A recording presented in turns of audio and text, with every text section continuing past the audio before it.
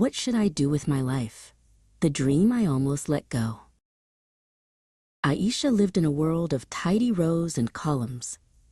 Every morning, the alarm clock sounded like a drumbeat of should, marching her toward a desk piled high with spreadsheets and the heavy silence of unpaid student loans. At 25, she felt like a ghost in a well-tailored suit, haunting a life that felt increasingly small and gray. Success was a ladder she was climbing, but the higher she went, the harder it was to breathe. One evening, the city shifted. The familiar pavement of her commute dissolved into a path of shimmering dust. Aisha reached a crossroads she had never noticed before, a place where the street lamps didn't shine with electricity, but with the soft, swirling light of distant nebulas. To the left lay the paved road of stability. To the right, a trail of starlight that felt like a half-remembered song. Out of the shadows of the starlight path stepped a young girl named Salas. She wore a cape made of constellations and moved with a lightness Aisha had forgotten. Salas didn't ask about Aisha's salary or her 5-year plan. Instead, she tilted her head and whispered, "You left something behind a long time ago. Don't you want to see if it's still there?" Salas led Aisha to a floating chest carved from cedar and moonbeams. When Salas lifted the lid, the air filled with the scent of rain on hot pavement and old library books. Inside were sketches of impossible worlds, maps of cities built on the backs of whales, and a wooden paintbrush that pulsed with a faint, rhythmic heartbeat. It was the dream Aisha had traded for a steady paycheck and a quiet life. Salas began to dance among the planets that suddenly drifted through the air. She used the brushes to paint streaks of gold across the dark velvet of the sky.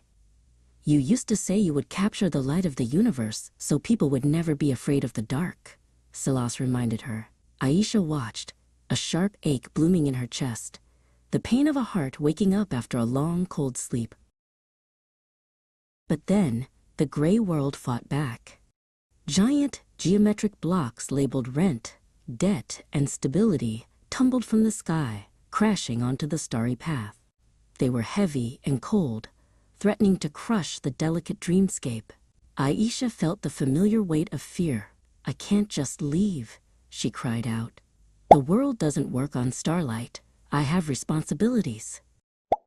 Salas didn't disappear. She climbed onto the tallest block and reached down her hand. "The blocks are real, Aisha," she said gently. "But they don't have to be your prison. They can be your foundation.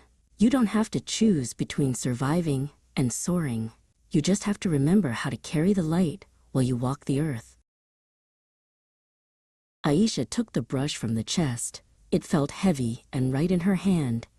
She didn't try to paint over the gray blocks. Instead, she began to paint on them. She turned the debt block into a garden of crystalline flowers. She turned the stability block into a gateway, leading to a shimmering sea.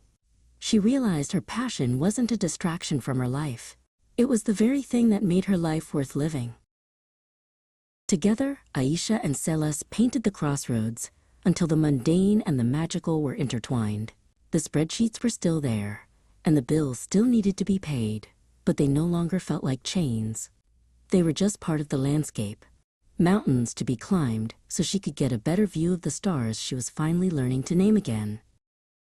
When the sun rose the next morning, Aisha was back at her desk. The office was still gray, and the numbers were still there. But in her bag sat a sketchbook, and in her heart lived a girl named Salas.